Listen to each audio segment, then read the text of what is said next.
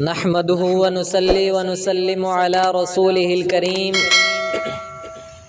أما بعد فأعوذ بالله من الشيطان الرجيم بسم الله الرحمن الرحيم ولا تحسبن الذين قتلوا في سبيل الله أمواتا بل أحياء عند ربهم يرزقون وقال النبي صلى الله عليه وسلم الجهاد ماض إلى يوم القيامة أو كما قال عليه الصلاة والسلام۔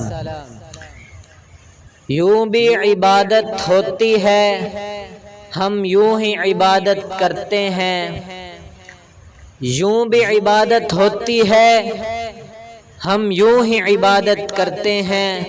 اسلام کے گلشن کی ہم جان دے کے حفاظت کرتے ہیں۔ جینے کا ہمیں کوئی شوق نہیں، جینے کا ہمیں کوئی شوق نہیں، مرنے کی ہمیں کوئی فکر نہیں۔ وہ مر کے بھی زندہ رہتے ہیں جو دین کی حفاظت کرتے ہیں۔ میرے قابل قدر اساتذہ کرام اور میرے ہم مکتب اور ہم سفر ساتھیوں، السلام علیکم ورحمۃ اللہ وبرکاتہ۔ آج میں آپ حضرات کے سامنے صحابہ کے شوق شہادت کے موضوع پر لب کشائی کرنے کی جسارت کرنا چاہتا ہوں۔ سامعین گرامی، جب میری نگاہ تاریخ کے اوراق پر پڑی ہے تو مجھے ہر جگہ شہداء کا خون بہتا ہوا نظر آتا ہے، اور تاریخی اوراق شہداء کے خون سے رنگین اور لبریزہ نظر آتے ہیں۔ آئیے صحابہ کے شوق شہادت کو دیکھنے سے پہلے صحابہ کے سردار اور رہبر کو دیکھتے ہیں۔ امام الانبیاء سرتاج المرسلین کی تمنا کیا ہے؟ میرے مدنی آقا تڑپ کر فرماتے ہیں، لو ددت انی اقتل فی سبیل اللہ ثم احیا ثم اقتل ثم احیا ثم اقتل ثم احیا ثم اقتل۔ سامعین محترم، صحابہ میں شہادت کی تڑپ تھی، شہادت کا جذبہ تھا۔ اگر صحابہ میں شوق شہادت نہ ہوتا تو بدر میں 14 صحابہ شہید نہ ہوتے۔ اگر صحابہ میں شوق شہادت نہ ہوتا تو احد میں 70 صحابہ شہید نہ ہوتے، جس میں آپ صلی اللہ علیہ وسلم کے چچا حضرت حمزہ رضی اللہ تعالی عنہ کے ٹکڑے ٹکڑے کر دیے گئے۔ اگر صحابہ میں شوق شہادت نہ ہوتا تو خندق میں 6 صحابہ شہید نہ ہوتے، برے معمونہ میں 67 شہید نہ ہوتے۔ مجھے کہنے دیجئے، اگر صحابہ میں شوق شہادت نہ ہوتا تو صدیق اکبر رضی اللہ تعالی عنہ کے دور میں 28,000 صحابہ اپنی جانوں کے نذرانے پیش نہ کرتے۔ فاروق اعظم کے دور میں رضی اللہ تعالی عنہ کے دور میں 14,000 صحابہ شہید نہ ہوتے۔ عثمان غنی رضی اللہ تعالی عنہ کے دور میں 16 صحابہ شہید نہ ہوتے۔ ارے میں تو کہتا ہوں، اگر صحابہ میں شوق نہ ہوتا تو گھروں میں بیٹھ جاتے، اگر بیوی بچوں میں بیٹھ جاتے۔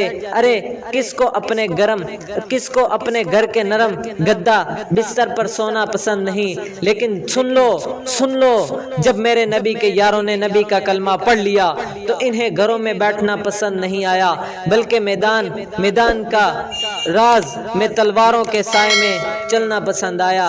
ارے یہ تو وہ صحابہ ہیں جنہوں نے نبی کی آبرو کی خاطر، اللہ کے دین کی عظمت کی خاطر اور اللہ تعالیٰ کے پورے دین کو پوری دنیا میں پھیلانے کی خاطر اپنی بیویوں کو بیوہ کروایا، اپنی اولاد کو یتیم کروایا، گھروں سے بے گھر ہو کر، وطن سے بے وطن ہو کر پوری دنیا میں اسلامی پرچم لہرایا۔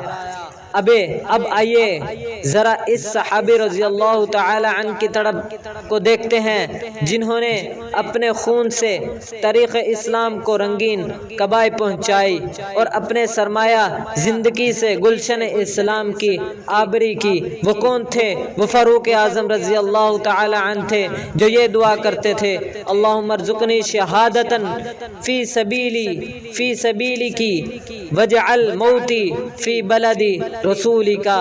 اگر صحابہ کے شوق شہادت کو دیکھنا ہے تو آئیے ذرا احد کے پہاڑ سے پوچھتے ہیں، اے احد ذرا تو بتانا میرے عبداللہ بن جحش رضی اللہ تعالی عنہ تیرے سینے میں کس جذبہ اور شوق سے آیا تھا؟ تو احد کا پہاڑ بے رنگ دہل جواب دیتا ہے، اے رفیق کیا تجھے معلوم نہیں کہ وہ کیا تمنا کرتے ہوئے یہ دعا کر رہے تھے؟ اے اللہ کل دشمن سے مقابلہ ہے، اے رب کعبہ کل میرے مقابلے میں ایک بہادر شخص آئے، میں اس پر وار کروں او وہ مجھ پر وار کرے، پھر میں اس پر وار کروں اور وہ مجھ پر وار کرے، یہاں تک کہ میرے ہاتھ ناک کان کاٹ دیے جائیں۔ کل تیرے دربار میں حاضری ہو اور تو سوال کرے، اے عبداللہ یہ ناک کان کہاں کٹوائے؟ تو میں جواب دوں گا، اے اللہ تیرے دین کی خاطر۔ تو وہ کہیں گے صدقت یا عبداللہ۔ میرے غیور مسلمانوں، جذبہ شہادت کو دیکھنا ہے تو حرام بن ملحان رضی اللہ تعالیٰ عنہ کو دیکھیے، جب دشمن کی تیر ان کے سینے میں پہ وسط ہو جاتے تو جام شہادت نوش فرماتے، وقت کہتے ہیں فزت ورب الکعبتی فزت ورب الکعبتی فزت ورب الکعبتی فزت ورب الکعبتی۔ اللہ کی قسم میں کامیاب ہو گیا، اللہ کی قسم میں کامیاب ہو گیا۔ ایسا کیوں نہ ہو، شاعر کہتا ہے شہادت ہے مطلوب وہ مقصود مومن، شہادت ہے مطلوب وہ مقصود مومن، نہ مال غنیمت نہ کشور کشائی، وما علینا الا البلاغ المبین۔